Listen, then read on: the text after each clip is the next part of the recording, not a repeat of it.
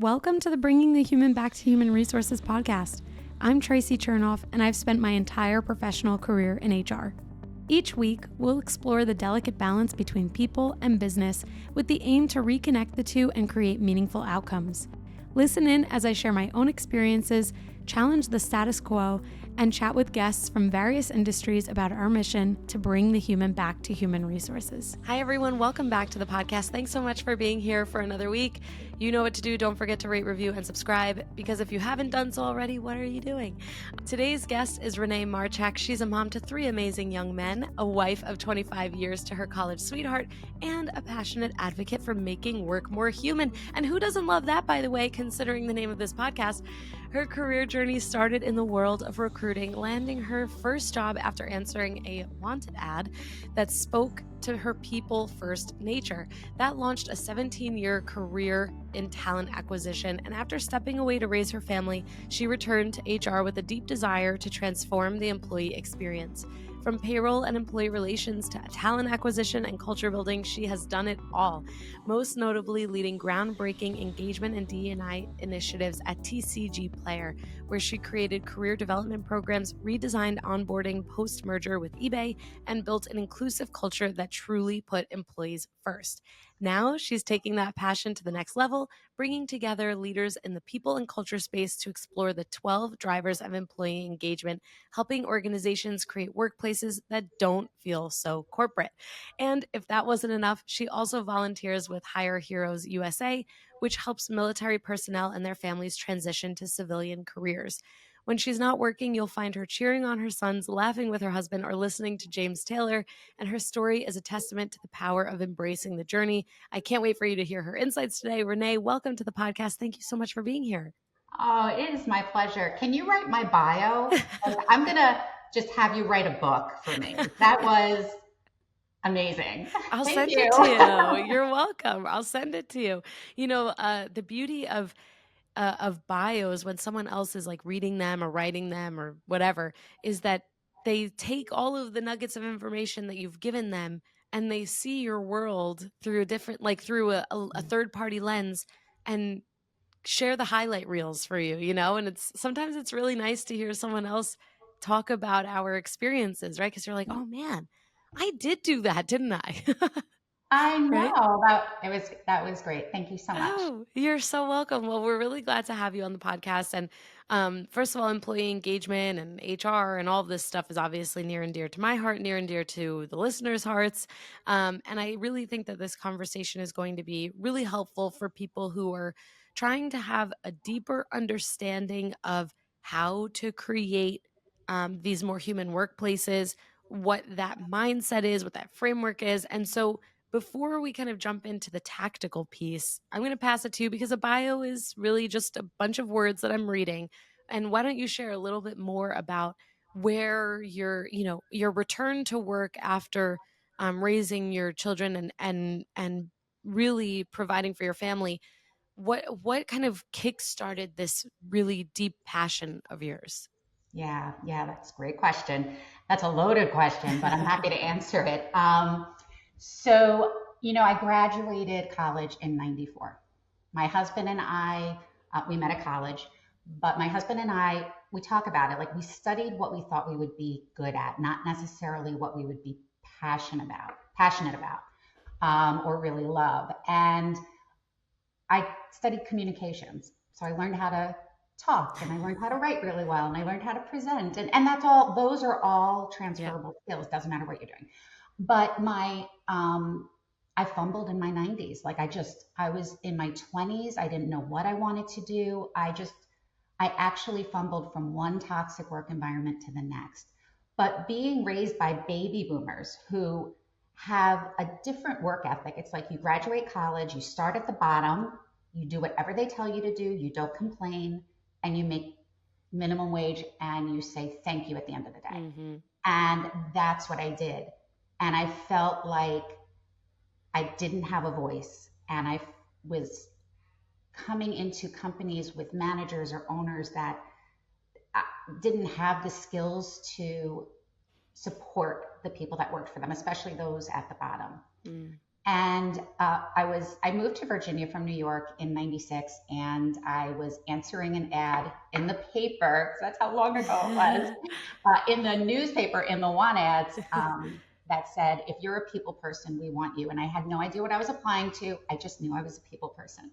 So I applied, and it ended up being an ad for a recruiter position at, I don't even know if they call it this anymore, a headhunting agency.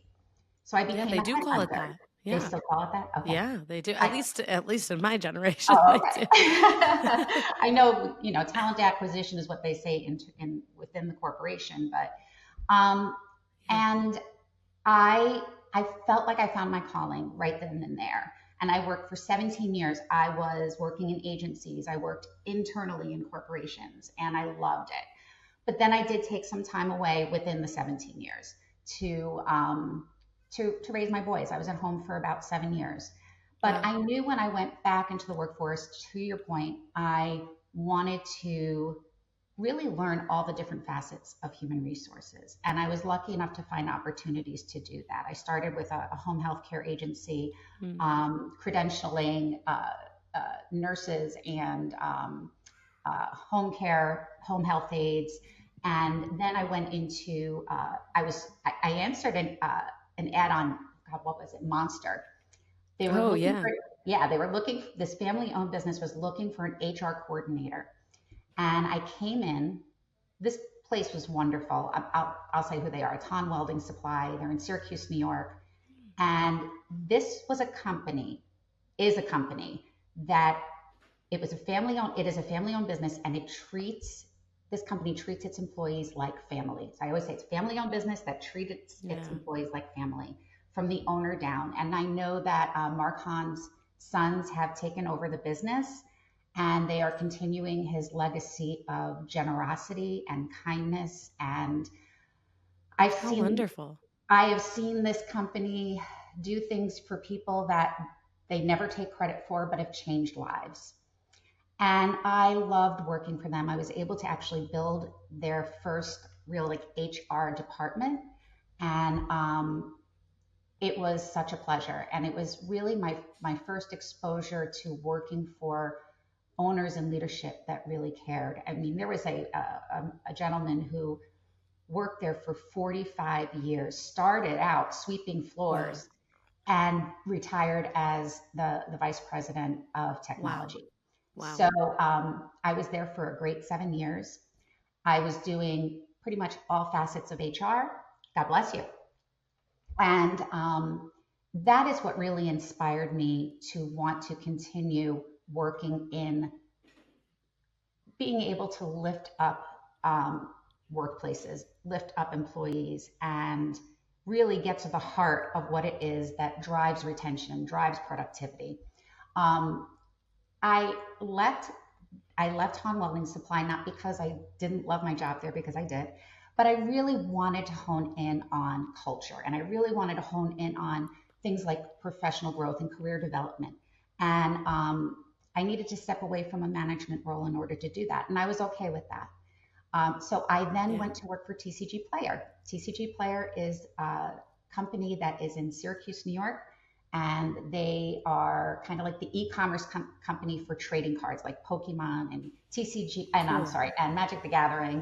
And it was the first time I was able to work in a space where I could help employees internally with their professional development. And I was able to also do some amazing, incredible work. And I don't say it was because my work was incredible. I worked with an incredible engagement team that did some grassroots initiative to lift up the organization where diversity was concerned, leadership, and just pulling together some really innovative initiatives to, again, lift up the culture. How amazing. So, yeah, it was wonderful. Unfortunately, last April, my team was laid off. We were acquired by eBay, and usually HR departments are the first to go. My team was laid off. eBay took great care of us, great severance, hooked us up with outplacement services. I have no gripes. So But that's what Great. led me to want to start my own business. And And here you are, here almost a I year later. am. You did it. Sometimes you're thrown in, not to make light of a layoff, because certainly there's nothing light about that. But I wonder, like, do you think you would have started your business the way that you did, or with the intentionality that you did, if you weren't laid off? Or do you think you would still kind of be there if they didn't make that I thought I decision was for going to you? retire from Oh, TCG wow. Player. I Wow. loved working there. Wow. I had a manager who 15 years my junior and was one of the most instrumental leaders I have ever worked for. Wow. I She literally said to me from day one, I want to see you shine and I want to align you with projects that allow you to demonstrate your superpowers. I mean, it Amazing. doesn't get better than that. And Yeah. I was able to work on some incredible, meaningful projects. I was able to start their diversity appreciation committee, and I was able to uh, launch. I was instrumental in launching their first ERG program and Fabulous. executing the initiatives around that. It was incredibly rewarding. So I love that I had the experience and it inspired me to continue that work. And so it's interesting. I had a Mm. choice where I could go into business and try to market myself as this, subject matter expert in employee engagement and experience. And while I believe I'm good at what I do, there are so many brilliant, amazing people like you who are out there doing the same thing. And something you should Mm. know about me is I'm not competitive. I don't like competition. I'm more the cheerleader. But something that I enjoy even more is connecting people and learning from people. And I thought, I'm not going to sit in the rat race. If you were to say to me, why should I hire you to help us with our engagement strategy? I would say, because we connect, you and I connect, right? Mm. I could be the best at what I do, but if you and I don't connect, it's not going to work. There's other people out there that Right. could do it better than me, but if you don't connect with them, it's not going to work. So I Yeah, totally. decided I became sort of fascinated with community and cohorts and masterminds, and I thought, why not bring some brilliant minds together, all of us, so that we can learn from one another, so that we can collaborate with each other. And that's what I launched yesterday. We had our first meeting with the Engagement Drivers for Employee Happiness Mastermind, and it surrounds these engagement drivers that really help us strategize around what is it that connects and commits employees to the work that they are doing. Anywhere from, is it trust in manager? Is it confidence in leadership? Is it your physical or psychological work environment? What is that? Are those elements that speak to you? And each week we take a different driver of engagement. We explore it together. We brainstorm solutions. We help solve challenges and problems. And I think we're off to a great start. We have a great group. Sounds like it. I mean, the mission is really a fabulous one. And, going back to what you shared around, making this decision around going into business, and also thinking about how all of this started for you, it's not lost on me that you shared at the beginning that had this fumble in your experience, and you had toxic environment after toxic environment after toxic environment. And then toward the later part of your career, you're having these amazing experiences. And I don't think that's a coincidence. When we experience environments that we really are not happy in, then we obviously hopefully seek out better experiences and better environments. And when I think about now what you're doing in your business, this is you really kind of taking a look at what your experience has been throughout your career and creating a shortcut for people. So and not a shortcut in the sense of like, oh, they're copping out, a shortcut in the sense that they don't have to learn the hard way. That's kind of like why I think, or how I think of my podcast, and also why I think this you know, bringing you on this episode, for example, and having you on as a guest makes so much sense because we're talking about how listeners can not have to learn the hard way when it comes to driving engagement, creating great cultures, or even experiences for themselves. It's like, and I know Gen Z is very good at saying, oh, well, this environment isn't good for me. I don't really care, in contrast to the baby boomers, for example, and even my generation, the millennials, as well as yours, we have a different understanding because of our parents. And Mm-hmm. Gen Z is like, well, it's not going to work. And I don't really care. I don't really feel bad about that decision to leave and not have anything lined up. I mean, it's such a foreign concept. So for us, on the majority. So all of that to say, here you have the mastermind and what you're doing within your own business. And it really is a jump start. Maybe it's less of a shortcut, more of a jump start for people, so that they don't have to learn the hard way, which I really appreciate. And that leads me to ask, when you are working with folks who maybe want better or want more for their environments, they want to be able to bring diversity, equity, inclusion, engagement, whatever it might be, to their organizations. Are there pitfalls that you identify within, you know, maybe some leaders who have deeply held beliefs in what culture should be or engagement should be? Are there pitfalls that people should avoid or like maybe be aware of? Maybe we call them red flags, but I think pitfalls is probably a better term because it doesn't mean that, like, red flags, I feel like sometimes there's a connotation that you can't change what is a red flag within a business, or a leader. But actually, I think leaders and businesses can change. So anyway, I'll pass to you. Are there pitfalls that you see that people should be aware of?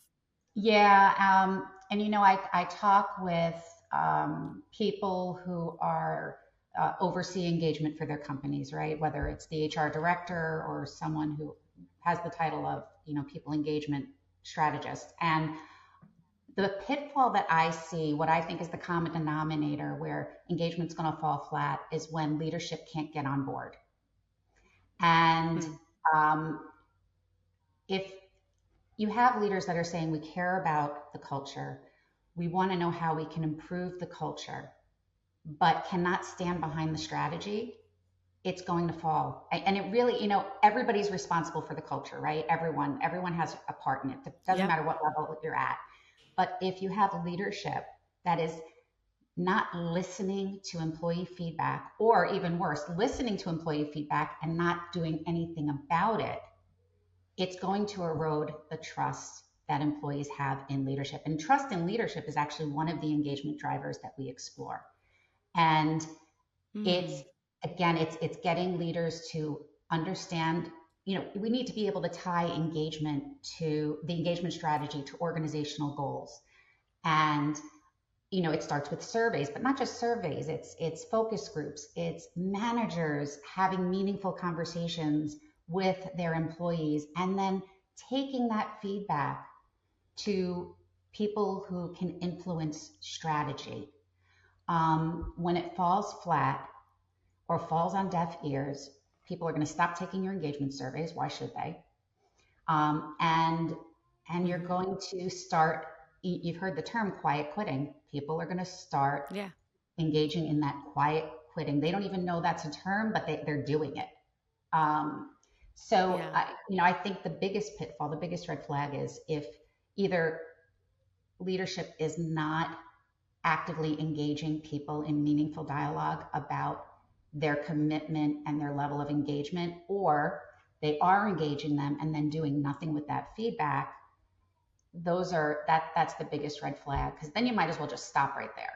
Just stop, Mm, because not even if you put something in place and leadership's not on board, you know so that's one of the engagement drivers that we explore, is how to get the leadership buy-in and make them understand how important it is to action against this feedback. Something that we did at TCG Player that I loved, um, was we would analyze the surveys and take that feedback to the managers. We would have separate meetings with each, well, I should say each department head. And sure. we would share the feedback. We would share what we called the promoters, meaning this is what you're doing well. and the detractors, this is where you're scoring just a little low. And what we did was encourage them to take the feedback to their team. And instead of saying, hey, this is what we're going to do to make things better, they involved their team in the solution. Here's the feedback we received. How can we make this better? What is it that you need and want? And then let them take the initiative. Put someone on the team in charge of whatever it is, developing recognition program. Put them in a position of leadership and let them own it. That is the best way to get buy-in from your employees. They're giving you the feedback. Now ask them how they want it to be actioned. And you take care of so many engagement drivers when you do that. So that seemed to really help lift, employees' voices, and it helped with retention. And sometimes even if you can't give employees what they want to feel heard. And when you acknowledge that, and even if you come back to them and say we can't do that, at least you came back to them and gave them the why. Totally. Oh my gosh, the why is so important. You've touched on a few things that I want to draw out further. One is this engagement driver of trust in the workforce, in the workplace, let's say. Trust is so critical. I was just speaking with another guest. Actually, her episode is probably coming out around the same time as this one, Traci Lalonde and another Tracy. And we were talking about trust and how important trust is.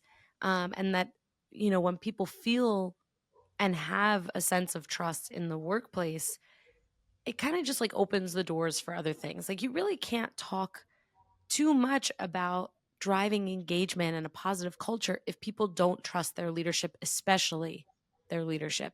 It's way more of a top down thing, I think, than people realize. Like if someone meaning that trust starts at the top. So if someone doesn't trust their leader, it's not that person, quote unquote, at the bottom. I'm not, take that at face value. It's not someone below the leader who creates the trust. It's the leader who first displays what trust looks like and how one can be trusted. And so that's a whole thing. I totally agree with you. I love that you brought that out. And then the other thing that you mentioned is really around this idea of how people are part of the solution just as much as they're part of the problem. And to me, that is mutual ownership. Mm-hmm. And I really, really, really, really think that mutual ownership is like that thing that hardly anyone ever talks about, that is like the most critical to change management, success in careers, building trust, developing a culture, driving engagement, whatever we want to say, whatever it is, whatever that roadblock is, like if a company is hitting hurdles in developing their culture or engagement, there has to be more mutual ownership. There has to be a focus on that. And I love that you talked about this in such a way because it's that mutual ownership. It's involving the full team that allows for that hurdle to be overcome more quickly. Because sure, like, a company can over time just create trust or, develop a more engaged culture, more diverse environment. But it's going to take a lot longer because either the people who are not involved are going to just wait for it to happen, or they're going to turn over, or they're just eventually going to be part of the solution. But with mutual ownership, you have everyone coming to the table offering solutions. And as you said, everyone contributes to the culture. So when you have everyone having a piece of the pie, so to speak, and there is a creation of mutual ownership, then the problems are not just leaderships. The problems are not just that one person who is a detractor within engagement within the company. It's everyone's challenge. It's everyone's problem, so to speak. And just the same, it's everyone's solution to find. And I love that. I think this is probably going to be one of the themes of 2025, like if with my podcast, because it just kind of keeps coming up naturally. And even when we think about, companies today who are rolling back certain, even with like DE&I, for example, it's like, well, you're making that decision on behalf of everyone. Did you ask your team if that's something that they cared about? Did you Hmm. ask your team? Did you involve your team in what that means to them? Did you take even like a focus group or like a cohort to understand what the impact would be? This is like specifically why I started my podcast, because everyone was talking about making these decisions for Lowe's layoffs, whatever, during COVID, and no one was talking to the impacted person. No one was talking about the person, let alone the impacted person. So we're kind of back in this place where everyone at the top makes decisions regardless of what the perceived impact might be. And we've got to stop that. So, Hmm. that said, how do you work with organizations or leaders who maybe are like, and maybe it's a power trip, but they're like, listen, I'm going to just make this decision because I know what's best for the company, or I know what's best for my store, or I know what's best for my team, whatever the scope.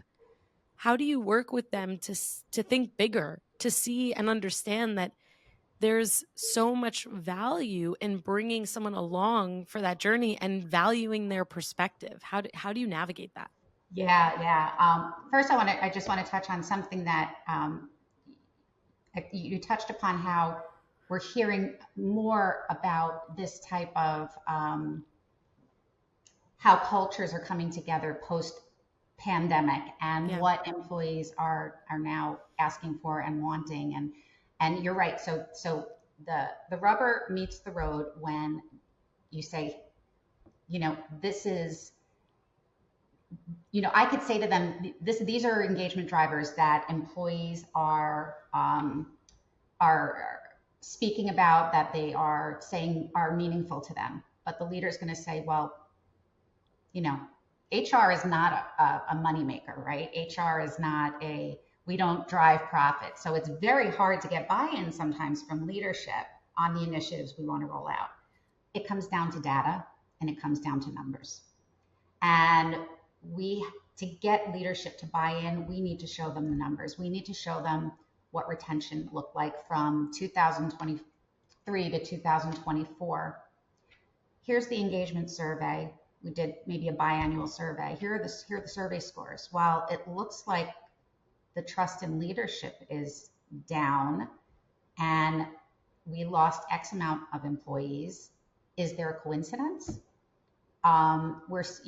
It's taking a look at those themes. So Mm. it's numbers. My husband's a finance man. I'm not. I need a calculator for everything. The man can do Same. square roots in his head.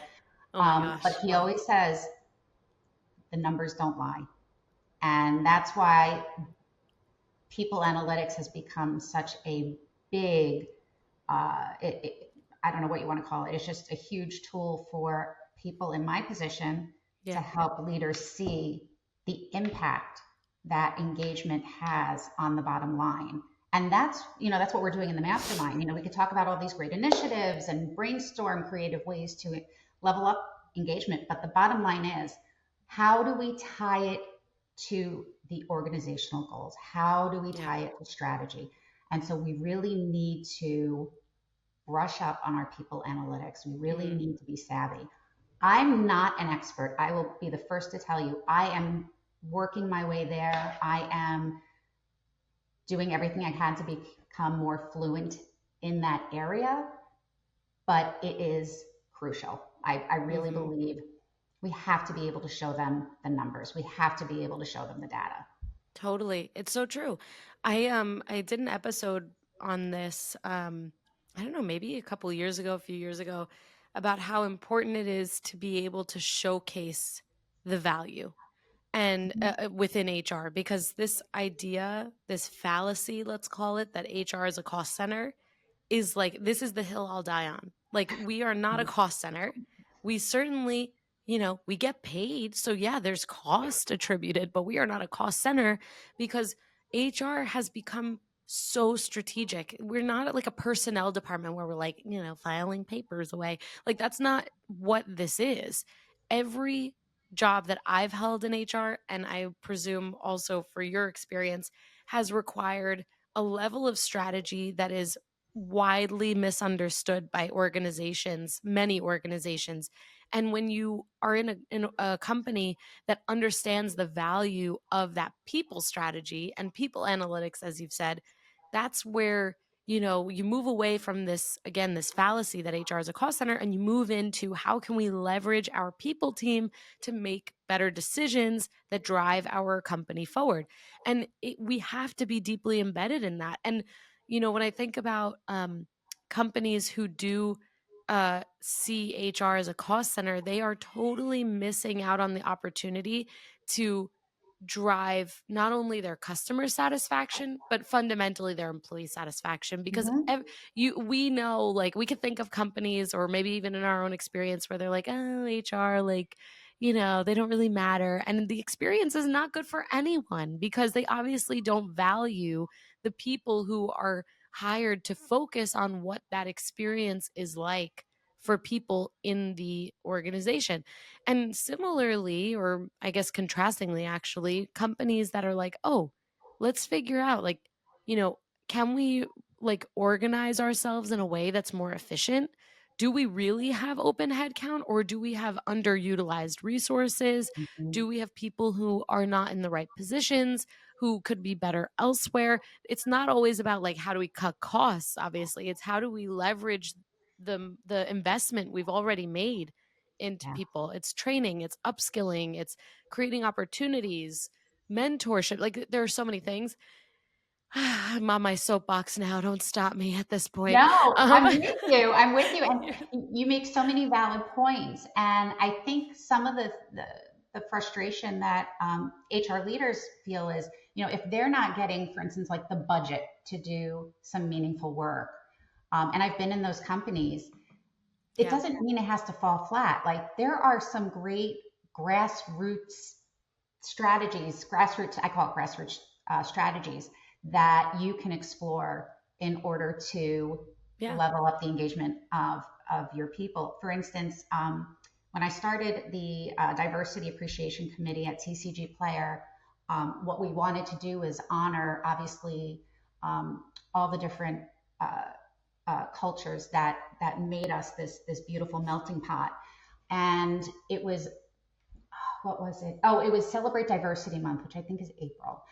And I was thinking, I didn't have a big budget. I had a little budget, but I was thinking about a way, how can we really truly encapsulate all the different cultures and bring attention to it using like a real life scenario. And I'm obsessed with Broadway, and I'll tell you what the tie-in is. I'm obsessed with Broadway. I did theater my whole life, wow. and I had been listening to a soundtrack from a show called Come From Away. Mm, Come From Away is a musical hmm. about a small province in Canada. It's a town called Gander, and it was part of New Brunswick, Newfoundland. And the mayor of this country, I'm sorry, this province on 9/11 had when the when air traffic control, like all the planes had to stop basically where they are Mm. and land in Gander. And they had about 100 planes land in this small little town in Canada. And the townspeople all had to come together and figure out what to do with all these people. And we're talking people from 70 different countries. Wow. 70 different time zones. No, I don't know about 70, but all these different time zones, different cultures. And they literally, all they could do was walk off the plane with what they were wearing, like the shirt on their back. And so that's what this musical was about. And it's called Come From Away because that's what they referred to people that weren't from Gander. They called them the Come From Awayers. And my aunt, who is a leader in her synagogue in Queens, had the mayor of Gander speak to her congregation on 9/11. My aunt and uncle Wow. are 9/11 survivors, Wow. and they both worked on Wall Street. Mm. And he came and spoke to the congregation. She invited me to listen in. I was so inspired. I called him. I said, I would love for you to talk to the organization and talk about how you embrace the diversity of everybody who landed on your doorstep that, Yeah. that day, on that fateful day. And so the reason I'm tying it into our conversation is he asked for nothing. He didn't want any money. This is what he does. He brings awareness. to the work that he did. He said, if you want, you can donate to our local Red Cross. $200 to the local Red Cross, no big deal. But the impact of his message, what it had on the organization, it brought me to tears. It brought other people to tears. Like Yeah, in I'm the sure. chat, people were writing, "I'm not crying, you are." And it was such an incredible experience. So, long story short, you don't have to have this massive budget to do meaningful work. I really love this story for so many ways. I just shared I'm Jewish also, so there's always like, a nice bonding moment there. But aside from that, I know that musical, and when you put it in that perspective, it definitely changes things for me. And also, as someone who lived through 9/11, being right outside of the city, you obviously shared that, there are survivors amongst your family. I mean, it's there's something that obviously intrinsically is like really special about that story. And then also for those who maybe didn't were not alive during 9/11, didn't experience it as directly, there's that that other connection to like how we support people regardless of where they're from, regardless of their beliefs, regardless of what they do, and really how we take opportunities to just, kind of like wrap arms around people. Like that's really what Yeah. this is all about. And I love that story, and I love your point that you don't have to have a big budget to make a big impact. You really don't. And I've too have worked on teams where like I've gotten no budget or I've had little budget, and it's like, okay, how do you make the most of that? And I mean, HR people can be some of the most creative because we really Innovative. don't. Yeah, right. It's like, what are we gonna do with this? So I just think that's so fabulous, and it's a very heartwarming story. I did get chills. I just didn't want to interrupt you and tell you that I got chills as you were telling it, but I did because it's a great example of how, a team, like we're saying, you don't need to have a big budget to make a big impact. And also that message is displayed when we think about the community being so small, not having the resources or the infrastructure, but opening its doors, so to speak, to hundreds of people, thousands of Oh people. yeah.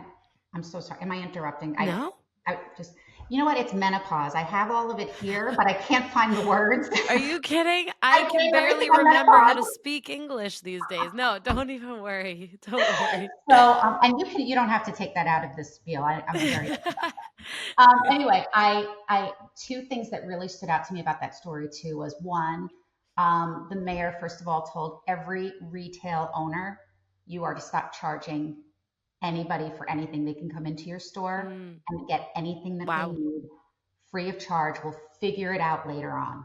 That Wow. was one. Two, every house of worship became non-denominational so Fabulous. that someone who is Muslim can go pray in a synagogue. Someone who is um, Buddhist can go pray in a church.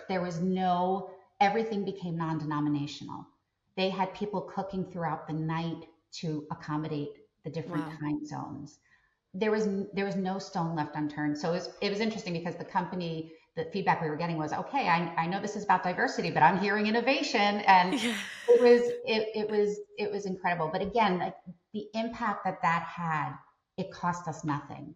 So when I Yeah. think about just these, having meaningful engagements with your manager, being heard, the power of that, the trust that comes from intentionally engaging with your employees and grabbing their feedback and actioning against their feedback, like that costs nothing. They want to be heard. They want to know that you care. So I actually love working in that grassroots way. Yeah. And coming back to the topic that you brought up around people analytics, Mm-hmm. to get data from that, to see the impact, all we have to do is send a survey. One question. Did you enjoy the session? Would you like to see more? Whatever the question is. And I would imagine that 99% of people would be like, yes, I really enjoyed that. And, maybe they add anecdotal feedback. And that is data. that That's supports data. having more events like that. It's data. Mhm. And, I think just to kind of close out this thought too, is when it comes to people analytics and data and how we help other business leaders to understand the revenue that HR drives, maybe less directly, but still that what we drive, this data helps. And also, any measurement of productivity or happiness is fundamentally something that we in HR can build on or look at as part of our own analytics. And, the happier people are, the more productive they are, the happier people are, the happier your customers are. There is Exactly. a direct line in that. It's so funny because organizations love to say customer comes first. Well, the customer can only come first when we put the employee first in order to put the customer first, right? Like these are all things that we know to be true. Business leaders have always talked about how, happy employees create happy customers. And so it's just a matter of bringing that message home for leaders. And so and of course, using data to support that message. So, Renee, I really, really appreciate all of the insights that you've brought to the podcast, to this episode. I think that the listeners, I hope, really enjoy this discussion and maybe walk away remembering it doesn't have to be something we overcomplicate. Like, let's Right. take what we have, the resources that we have. Maybe someone knows a really interesting speaker that they can bring to their next team meeting or employee resource group meeting or whatever it might be. That a lot of people don't charge, they just do these things because they care and they want to be involved. And so I think it's a great message that you've shared. I really appreciate you joining. Where can the listeners connect with you further, learn more about your mastermind, maybe get involved? Yeah. Oh, thank you. My LinkedIn account, I don't know it off the top of my head, We'll but link it, no problem. yeah, just look up my name. I think I'm the only Renee Marchak. And then my company is Level Up Career Coaching. And so my website is www.levelupcareercoach.com. Level Up Career Coaching was taken, so I had to do it. Level Up Career Rude. Coach. I get and it. then, again, just email me at renee@levelupcareercoach.com. Amazing. We'll have all those links for the listeners for ease of use. Thank you so much again. And I really appreciate everything you've shared. Thank you so much, Traci. It's been my pleasure. Hey, just before you go, don't forget to subscribe to this show so that you are the first to hear when an episode drops each week. And maybe leave a 5-star review and a comment about how much you loved this episode. Plus, if you have someone in mind who would really enjoy this episode, make sure you share it with them. Thank you so much for tuning in, and I will see you next week.